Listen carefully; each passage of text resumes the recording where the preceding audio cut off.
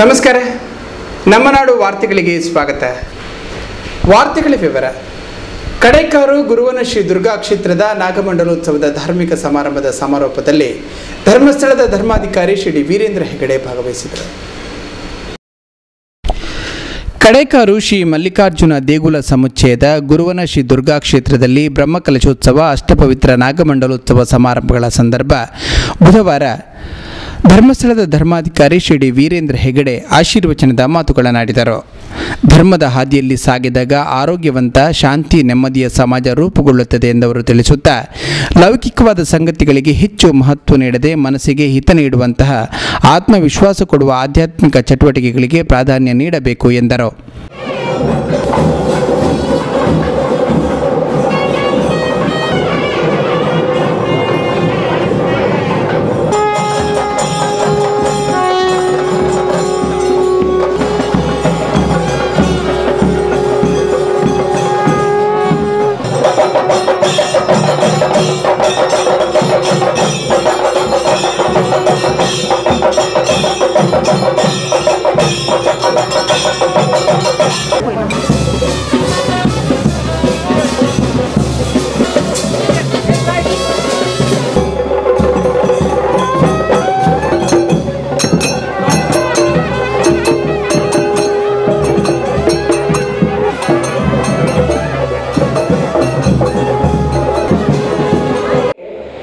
ದೋಷವನ್ನ ಸ್ವೀಕಾರ ಮಾಡ್ತಾರೆ.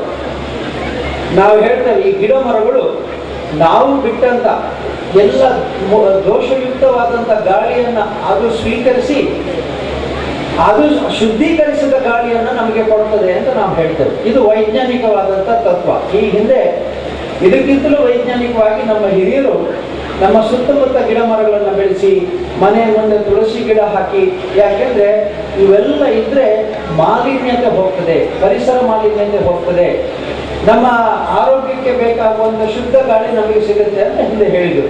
ಇವತ್ತು ಅದನ್ನು ವೈಜ್ಞಾನಿಕವಾಗಿ ಹೇಳ್ತಾರೆ. ಏನು ಅಂತಂದ್ರೆ, ಎಲ್ಲ ದೋಷಗಳನ್ನ ಈ ವೃಕ್ಷಗಳು ಸ್ವೀಕಾರ ಮಾಡಿ ಶುದ್ಧ ಗಾಳಿಯನ್ನು ನಮಗೆ ಕೊಡ್ತದೆ. ಹಾಗಾದ್ರೆ ಈ ಕ್ಷೇತ್ರ ಮಾಡುವ ಕೆಲಸ ಏನು ಅಂತಂದ್ರೆ, ಈ ದೋಷಗಳನ್ನು ಸ್ವೀಕಾರ ಮಾಡುವಂಥ ಶಕ್ತಿ ಕ್ಷೇತ್ರಗಳಿಗಿರ್ತದೆ. ಧರ್ಮಸ್ಥಳ ಕ್ಷೇತ್ರಕ್ಕೆ ಬರುವಾಗ ಅನೇಕ ಮಂದಿ ಅನೇಕ ಸಮಸ್ಯೆಗಳನ್ನು ಹಿಡ್ಕೊಂಡು ಬರ್ತಾರೆ. ಬ್ರಹ್ಮಕಲಶೋತ್ಸವ ಸಮಿತಿಯ ಗೌರವಾಧ್ಯಕ್ಷರಾದ ಜಿ ಕೃಷ್ಣ ಪಾಲೆಮಾರ್ ಅವರನ್ನು ವೀರೇಂದ್ರ ಹೆಗ್ಗಡೆಯವರು ಈ ಸಂದರ್ಭ ಸನ್ಮಾನಿಸಿದರು. ಹಾಗೆ ಊರಿನ ಜನತೆ ನೀಡುತ್ತಾ ಗೌರವಿಸ್ತಾ ಇದ್ದಾರೆ.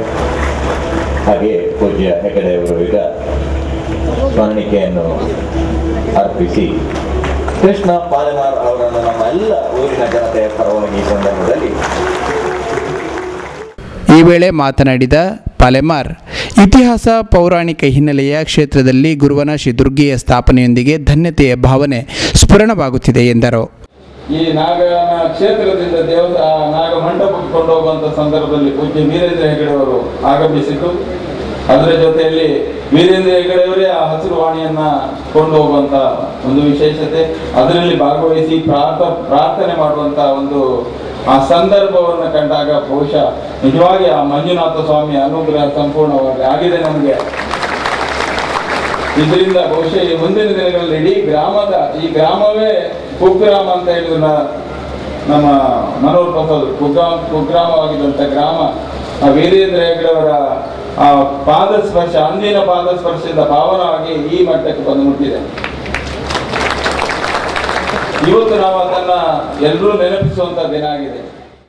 ಮರಕಡ ಶ್ರೀ ಗುರು ಪರಾಶಕ್ತಿ ಮಠದ ಶ್ರೀ ನರೇಂದ್ರನಾಥ ಯೋಗೀಶ್ವರೇಶ್ವರ ಸ್ವಾಮೀಜಿ ಆಶೀರ್ವಚನವಿತ್ತರು.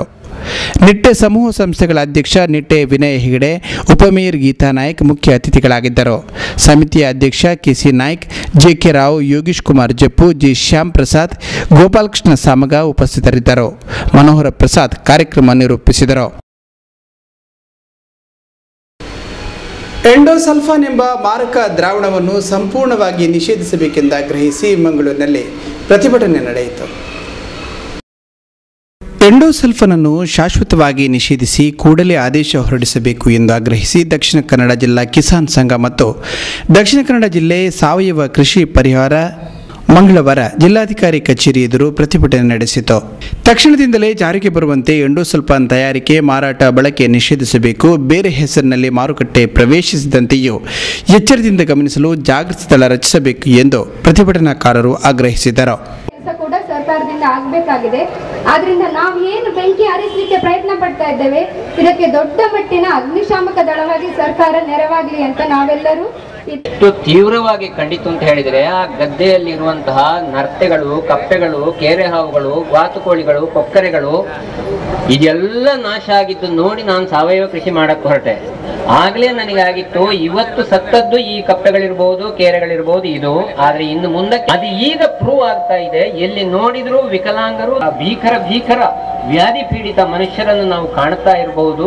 ಎಂಡೋಸಲ್ಫಾನಿನ ಉಪಯೋಗ ಮಾಡದೇ ಇರಬೇಕಾದದ್ದು ಎಂಡೋಸಲ್ಫಾನ್ ಇದು ಒಂದೇ ಪರಿಹಾರ. ಹಾಗಾಗಿ ಪ್ರತಿಯೊಬ್ಬ ನಾವು ಕೃಷಿಕರು ನಾವು ಏನ್ ಮಾಡ್ಬೇಕು, ನಮ್ಮೊಳಗೆ ನಾವು ಮಾನಸಿಕವಾಗಿ ಸಿದ್ಧ ಮಾಡಿಕೊಳ್ಳಬೇಕು. ನಮ್ಮ ಬದುಕಿಗೆ, ನಮ್ಮ ಮುಂದಿನ ಪೀಳಿಗೆಗೆ, ಮುಂದಿನ ಭವಿಷ್ಯಕ್ಕೆ ಇನ್ನೊಂದು ನಾವು ಯೋಚನೆ ಮಾಡಬೇಕಾದದ್ದು, ಈ ವಿಕಲಾಂಗ ಮಕ್ಕಳದ್ದಾಗಲಿ, ವಿಕಲಾಂಗರ ವೃದ್ಧರಿರಬಹುದು, ಕಾಯಿಲೆಗಳಿಂದ ನರಳುತ್ತಾ ಇರುವವರನ್ನು ಒಮ್ಮೆ ಯೋಚನೆ ಮಾಡೋಣ. ಮನಸ್ಸಿನಲ್ಲಿ ನಾವು ಕಣ್ಣು ಮುಚ್ಚಿ ಒಮ್ಮೆ ಧ್ಯಾನಾಸಕ್ತರಾಗಿ ನೋಡೋಣ. ಇಂಥ ಮಕ್ಕಳು ಆಗಲಿ, ಇಂಥ ವೃದ್ಧರಾಗಲಿ, ಇಂಥ ನಡುಪ್ರಾಯದವರಾಗಲಿ ನಮ್ಮ ಮನೆಗಳಲ್ಲೇ ಇದ್ರೆ ನಾವೆಷ್ಟು ದುಃಖಿಸಿಯೆವು, ನಮಗೆಷ್ಟು ವೇದನೆ ಆದೀತು ಅಂತೇಳಿ ಒಂದು ನಿಮಿಷ ನಾವು ಯೋಚನೆ ಮಾಡಿದ್ರೆ ನಾವು ಖಂಡಿತವಾಗಿ ಇದು ನಿಷೇಧ ಹಾರಬೇಕು ಅಂತ ಪ್ರತಿಯೊಬ್ಬರೂ ಹೇಳ್ತೇವೆ. ಭಾರತೀಯ ಕಿಸಾನ್ ಸಂಘದ ಪ್ರಧಾನ ಕಾರ್ಯದರ್ಶಿ ಬಿಕೆ ರಮೇಶ್, ಪ್ರಾಂತ ಕಾರ್ಯದರ್ಶಿ ಪುಟ್ಟಸ್ವಾಮಿ, ಎಂಡೋಸಲ್ಫಾನ್ ವಿರೋಧಿ ಹೋರಾಟ ಸಮಿತಿಯ ಶ್ರೀಧರಗೌಡ, ಸಾವಯವ ಕೃಷಿ ಪರಿವಾರ ಅಧ್ಯಕ್ಷ ಎಪಿ ಸದಾಶಿವ, ಶರಾವತಿ ನಾರಾಯಣ, ಪ್ರವೀಣ್ ಸರಳಾಯ ಮುಂತಾದವರು ಪ್ರತಿಭಟನೆಯ ನೇತೃತ್ವ ವಹಿಸಿದ್ದರು. ನಂತರ ಜಿಲ್ಲಾಧಿಕಾರಿಗಳ ಮೂಲಕ ರಾಷ್ಟ್ರಪತಿ ಮತ್ತು ಪ್ರಧಾನಮಂತ್ರಿಗೆ ಮನವಿ ಸಲ್ಲಿಸಲಾಯಿತು.